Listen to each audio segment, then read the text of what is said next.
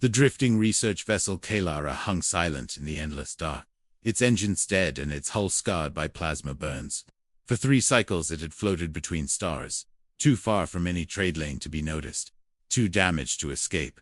Inside, the surviving crew moved like ghosts, conserving oxygen, rationing hope, and waiting for the slow mathematics of death to finish its work. Captain Cerise Valen watched the stars through a fractured viewport, knowing each distant light was a place that would never answer their calls. The ambush had been swift and merciless, pirate raiders bursting from fold space and tearing through the escort fleet before the scientists could even scream. The Calibra had not been a warship, only a civilian research craft cataloging subspace anomalies. Defenseless and unimportant. When the pirates realized there was nothing worth stealing, they crippled the ship and left it drifting. A casual execution stretched. Over time, life support was failing in sections now. Entire decks sealed off as tombs. Medical supplies were nearly gone, and the emergency beacon had burned out weeks ago. Its final automated distress call swallowed by the void. Some of the crew still whispered prayers to ancient stars or mathematical gods, while others sat in silence, saving their breath for nothing. Cerise forced herself to remain calm, not for hope, but for duty. A captain went down with the ship, yes. But a captain also ensured her crew did not face death alone. She recorded final logs each cycle, not expecting rescue, only wanting the universe to know they had existed. Research vessel Kalara Nanhasta, requesting aid, she repeated softly into a dead console. Even though the transmitter no longer worked, it was a ritual now, a final defiance against meaninglessness. Then, on the 42nd cycle of drift, something impossible happened. The long-range passive sensors flickered once, weak but undeniable. A masked shadow moved across the background, reddish, enormous, deliberate, alive. Cerise froze. Breath caught in her throat as the computer struggled to identify the contact. This was no pirate craft, no scavenger, no known species design. It was vast, angular, armored, and accelerating directly toward them. Someone whispered from the darkness, asking if it was death finally arriving. Cerise did not answer, because, for the first time since the ambush, the stars were moving. Asterisk as the unknown vessel closed the distance. Fear spread through the Kalara faster than hope ever could. First contact scenarios flooded Cerise's mind, none of them optimistic. An unidentified warship encountering a helpless drifting vessel rarely ended in mercy. The ship's sensors finally stabilized enough to provide partial data. Hull mass exceeded anything in their databases.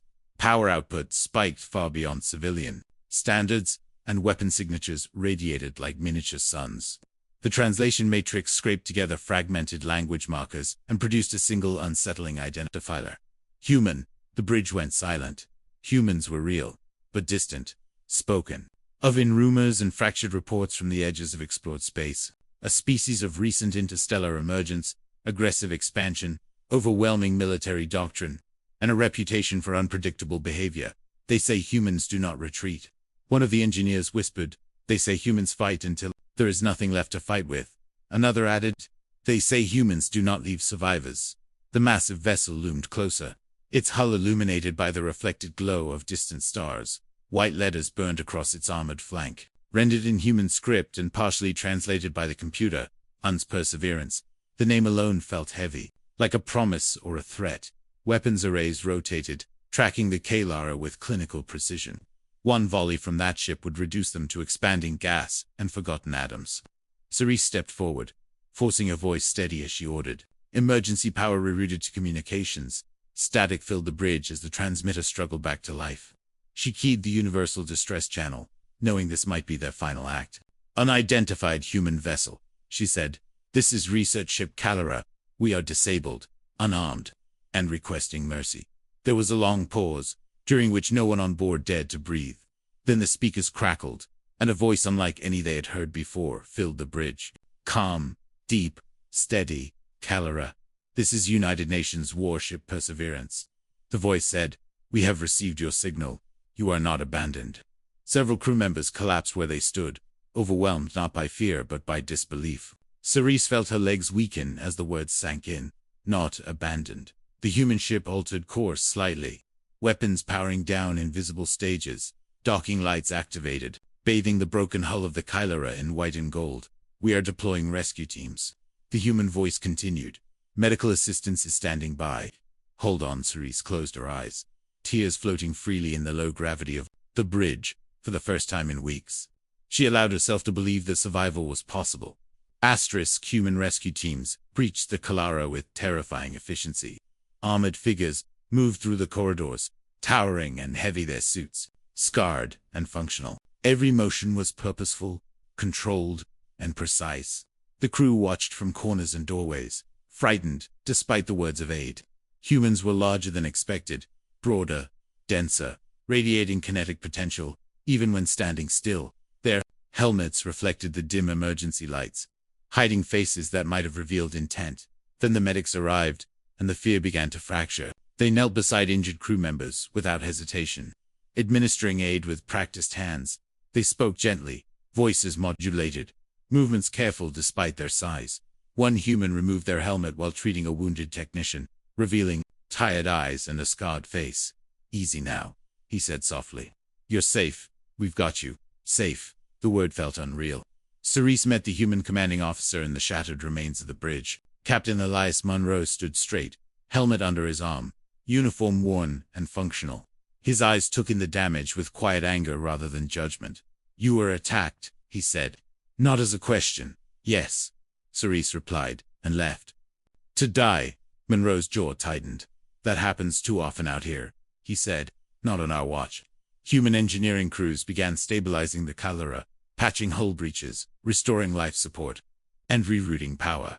They worked with relentless focus, as if failure was not an option. They acknowledged. As the rescued crew were transferred aboard the Perseverance, they saw the interior of a human warship for the first time. It was not sleek or beautiful, but layered, reinforced, built to endure catastrophic damage and continue forward. Walls bore marks of previous battles, not hidden but preserved. "Your ship looks like it has survived hell," Cerise remarked quietly. Monroe nodded. "It has," he said, "and it will again." She realized then that the rumors about humans were incomplete. Yes, they were relentless. Yes, they were terrifying in war, but they were also stubbornly compassionate, dangerously unwilling to accept losses inevitable. That combination made them something far more unsettling than monsters. It made them guardians. As the Perseverance jumped back toward known space, Cerise was invited to observe the human bridge. Screens glowed with tactical data, rescue coordination, and patrol routes. This warship was not alone. It was part of a vast network. "You responded to a signal that barely existed," Cerise said. "It would have been easy to miss." Monroe nodded. "We scan everything," he replied, "because someone once scanned nothing." He explained then, quietly, without ceremony. Humanity's early expansion into space had been brutal and lonely. Entire colonies vanished due to neglect, miscalculation, or indifference. "There were ships like yours," Monroe said, "drifting, calling out, unheard. We decided that would never happen again." The Perseverance was not merely a warship. It was a rescue vessel, a deterrent, a promise carved into steel. Every human patrol route overlapped with civilian lanes, exploration zones, and known pirate territories. "We do not like bullies," Monroe added, "and we really do not like people who leave others to die." Cerise understood then why pirate activity dropped sharply wherever humans established presence. It was not diplomacy or treaties. It was consequences. Human ships did not hunt for glory. They hunted for silence where voices should have been. As the Kalara crew recovered, messages were sent to their home systems. Families learned their loved ones were alive because someone had refused to ignore a fading signal. When Cerise thanked Monroe, he looked almost uncomfortable. "You do not owe us gratitude," he said. "This is just what we do." Weeks later, the Kalara was escorted safely to a human allied station, its crew alive against all odds. The story spread quickly, carried by traders, diplomats, and recovered data logs, left to die in deep space. Saved by a human warship, other species listened, and they learned. Not all predators were cruel. Not all warships brought destruction. Some carried hope, armored, unarmed, unwilling to look away. The phrase began appearing in translated human doctrine, etched onto hulls, and whispered across stars. "We do not abandon," and in the cold darkness between galaxies, countless drifting souls slept easier, because somewhere out there, a human warship was listening, always listening.